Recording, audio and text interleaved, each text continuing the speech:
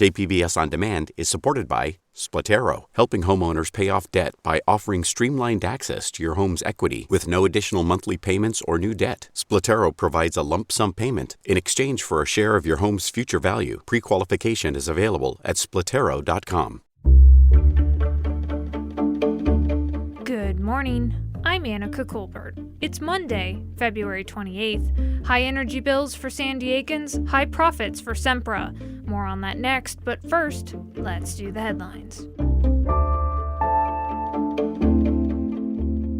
Governor Gavin Newsom ended all but 5% of his COVID-19 related executive orders on Friday, but he's keeping the long-running state of emergency declaration in place along with the powers that come with it. California Health Secretary Dr. Mark Ghaly says those powers are still necessary to allow the state to respond to the uncertain future of the pandemic. When you're caught flat-footed in situations that you can anticipate, they could easily become emergencies and much more urgent because of your lack of readiness and preparedness. In the last 2 years, Newsom has signed 561 COVID-19 related proclamations through executive orders. Republican state lawmakers have been calling for the governor to end the state of emergency. A resolution to terminate it will get its first hearing in March. In a new milestone for biking in San Diego, there are now 4.5 new miles of protected bikeways installed in the city. They're in downtown San Diego, Bankers Hill, and Hillcrest. They were officially completed on Friday, and as an added bonus, the construction that once snarled traffic on those streets is now over with. The number of San Diego County patients hospitalized with COVID-19 continues to fall, decreasing to 493 as of Saturday, down by 4 from Friday. That's according to the latest state data. The number of those patients in intensive care decreased by 8 to a total of 83. From KPBS, you're listening to San Diego News Now. Stay with me for more of the local news you need. KPBS On Demand is supported by UC San Diego's Art Power, presenting cellist Joshua Roman, performing from his album Immunity, alongside music by J.S. Bach and more. Sunday, June 22nd at UC San Diego's Epstein Family Amphitheater. Reserve your tickets at artpower.ucsd.edu.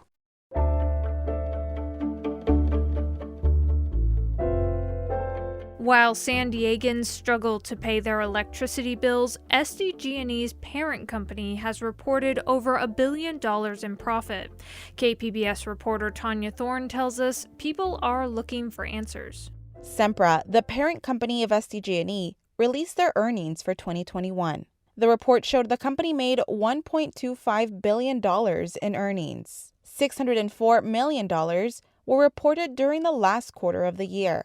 This was just as temperatures started to drop and residents started seeing higher SDG&E bills. SDG&E has stated that a rate increase comes after a 25% jump in the cost of natural gas. The 25% increase in the wholesale price of gas doesn't seem to affect the executive salaries of SDG&E, who has 20 vice presidents all making six-figure incomes. And it certainly isn't hurting the executive compensation packages for Sempra Energy. And it just enrages me. Kevin Kilpatrick, a professor at Cal State San Marcos, is suing SDG&E for price gouging and emotional distress. There are hundreds of thousands of people in San Diego County who cannot afford price increases like that.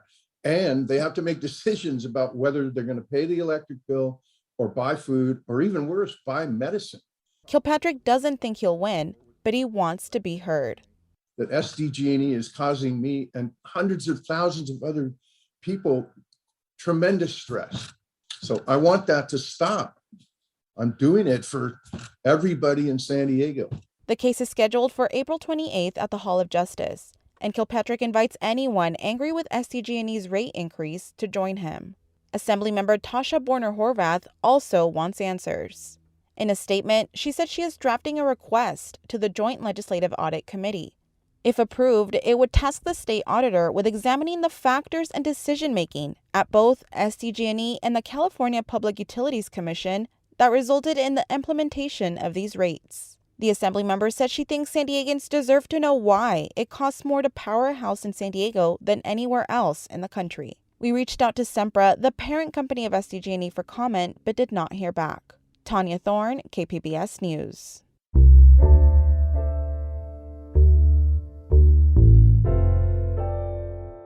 On Saturday, a forum was held for the final 2 candidates for San Diego Unified's next superintendent. KPBS education reporter MG Perez has more. Questions came from online and in person at Wilson Middle School in Normal Heights.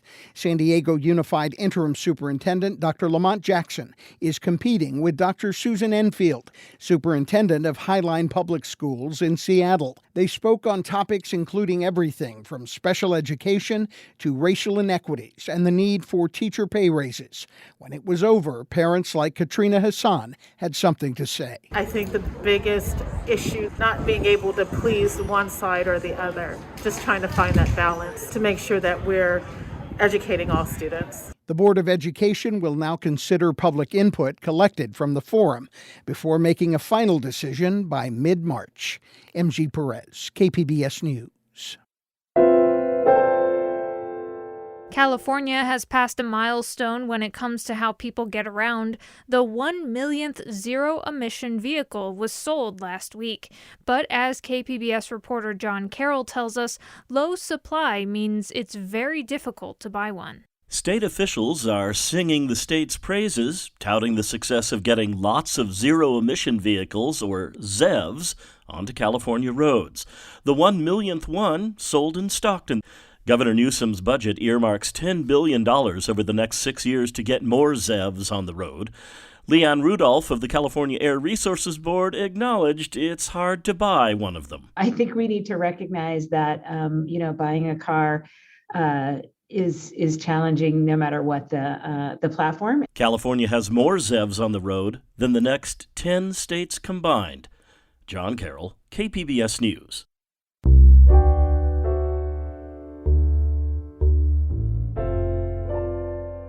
Coronado is out of compliance with the state affordable housing laws, but KPBS Metro reporter Andrew Bowen says a crackdown from state officials doesn't appear to be coming anytime soon. Coronado was tasked by the state with zoning for 912 new homes, both to account for future growth and to make up for the shortage of housing that exists today. But last year, the city chose to plan for just over a third of that, and they did so betting they could get away with it, at least for a while. So far, that bet is paying off. State officials can sue the city into compliance, but David Zisser of the Department of Housing and Community Development says they're not to that point yet. We are currently discussing sort of what the right time frame is. When do we reach out to jurisdictions? And it's really not a matter of if, it's a matter of when. Coronado is far from alone. The vast majority of cities in Southern California have housing plans that are also out of compliance with state law.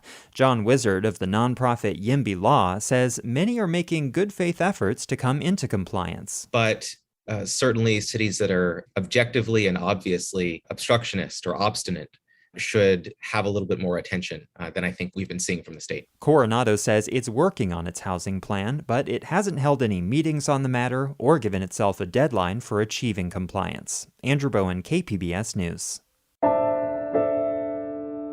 It's Girl Scout cookie season, but the pandemic has halted sales for one local troop. Instead, they're providing a different kind of service to their community.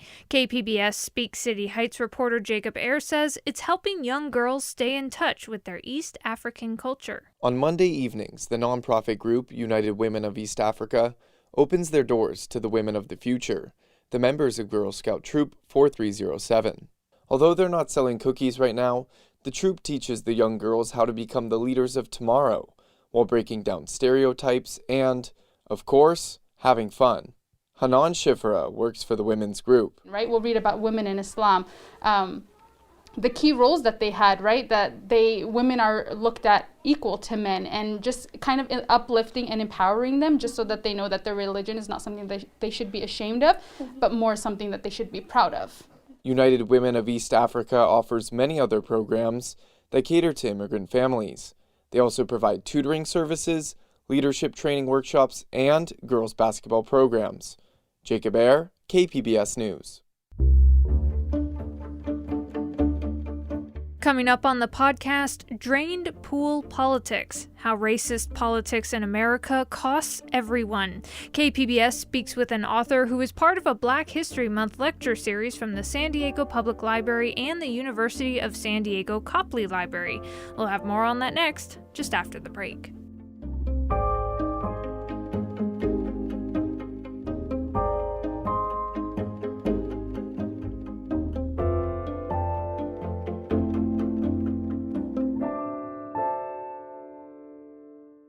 KPBS On Demand is supported by Marrokal Design and Remodeling, helping homeowners with their home remodeling needs. From ADUs to kitchen remodels, room additions, and custom homes, Marrokal Design and Remodeling can help homeowners design and build their dream homes. More at trustyourhometous.com.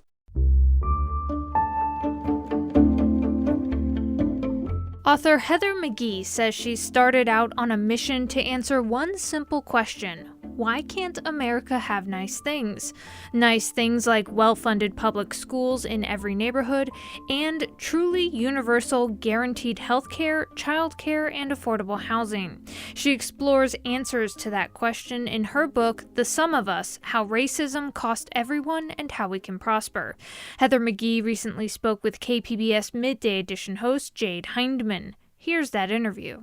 You know, in your book, The Sum of Us, you talk about drained pool politics. Can you explain what that is? When I went on this journey, I wanted to look at real-life examples across the country. And one of the first places I went was Montgomery, Alabama, where I walked the grounds of what used to be a 1,000-plus person, lavishly funded public swimming pool. And these kinds of swimming pools used to be kind of a hallmark of American life in the 1930s, 40s, and 50s, when middle-class security was really strong, and it was funded by tax dollars. It was part of this sort of ethos of public goods that ensured that everyone had a decent standard of living. But as we know, the public pool in Montgomery, Alabama, and in so many other places, either by law or by custom, was segregated and for whites only. And so too were the other kinds of public goods that helped to make a middle-class life really possible and affordable, whether it was mortgages and virtually free, no down payment housing, or Social Security, or collective bargaining. All of these public goods of that time really helped to create a big middle class, but helped to create a whites-only middle class. And what I discovered was that when the civil rights movement challenged the racial exclusivity of public goods like swimming pools and also of the rest of our social contract, that was really when we began to turn away from that winning formula. And in the case of the swimming pools, literally in Montgomery, Alabama, and in hundreds of other places across the country, they actually drained the water out of the pool. So that's what I mean by drained pool politics, the idea that racism in our politics and our policymaking ultimately can end up being self-sabotaging and can have a cost for everyone. What are some examples of recent policy that's guilty of drained pool politics? Well, I found examples of drained pool politics. It seemed to be sort of everywhere I looked. Think about how we went in our society from having basically free public college, right? State schools and universities. That helped really create middle-class prosperity. And yet we moved away from that free college system and towards a debt for diploma system where families have to kick in for tuition and where we have all of these loans. And that happened when this new anti-government sentiment really rose up in the wake of the civil rights movement and integration of education. And so the debt system right now that we have in higher education is an example of drained pool politics. So is the fact that we sort of stand alone in this country by not having real family policy like universal child care, and that we stand alone by not having really universal guaranteed health care. White Americans are the largest group of the uninsured, and yet because of racial resentment against the first Black president and deeper racial resentment against the idea of collective action, against government, against public solutions, white folks have been, the majority, have been disapproving of Obamacare ever since it was enacted, and even though they benefit largely. Since the 30s, 40s, and 50s, how much progress do you think the country has made in terms of moving away from these zero-sum policies? This phenomenon of the zero sum, right? The idea that people believe that progress for people of color has to come at white folks' expense, that $1 more in my pocket must mean $1 less in yours. That idea has really been, throughout our history, sold to most Americans by a narrow, self-interested elite. I'm really interested in the question of who's selling these racist ideas for their own profit, more than holding accountable the people who are desperate enough to buy them. And so I think right now we are seeing a resurgence of that zero-sum story of paid bullies in the corporate media, selling this idea that demographic change is going to mean the loss of the American way of life, blaming immigrants and people of color and racial justice advocates for what is ultimately, a set of policies and decisions that have redistributed wealth upwards, people governing on tax cuts for the wealthy and yet running their campaigns on culture war politics. That's really the same phenomenon that we have seen during other moments of acute demographic change. Like here in California, the cost of living, meaning just basic necessities, are skyrocketing, which widens the wealth gap. It puts equity further in the distance. What policies do you think would fix some of these issues? Ultimately, the solution to these big problems where each individual trying to pay on their own has not made the math add up is for us to start pooling the costs, right? For us to really actually refill the pool of public goods and say, you know what? There's a bill in Washington that is languishing on the vine that would cap, for example, the amount that families pay for childcare at 7% of their income, because it would, inject public funding into the system and make millions of new high-wage, well-trained childcare jobs and elder care jobs. That's the kind of solution that we need. We have a major supply problem in housing. We need to build more housing. And yes, dare I say, low income, affordable, working class public housing that is, really a gold standard for the world. We can do that. We can afford to do it, and we can afford it publicly, and we simply can't afford to do it privately anymore. The math just isn't adding up. And what do you hope people and policymakers walk away with when they read your book? I hope that policymakers and people walk away with a sense that there's a real mutual interest in addressing racial injustice, that racism costs our economy over $1 trillion a year in lost GDP growth, that the kinds of solutions that we need to enact in order to address the vestiges of explicit racism in our laws and our policies is not a zero sum. That's what I hope people take away. And that was author Heather McGhee speaking with KPBS Midday Edition host Jade Hindman.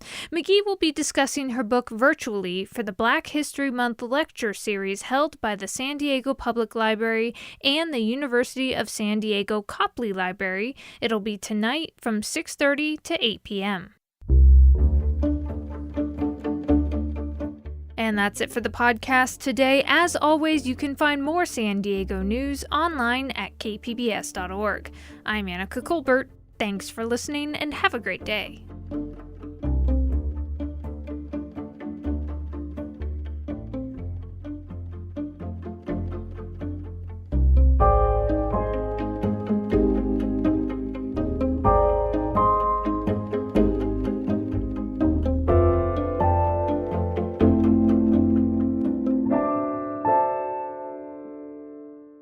KPBS On Demand is supported by UC San Diego's Art Power, presenting cellist Joshua Roman, performing from his album Immunity, alongside music by J.S. Bach and more, Sunday, June 22nd at UC San Diego's Epstein Family Amphitheater. Reserve your tickets at artpower.ucsd.edu.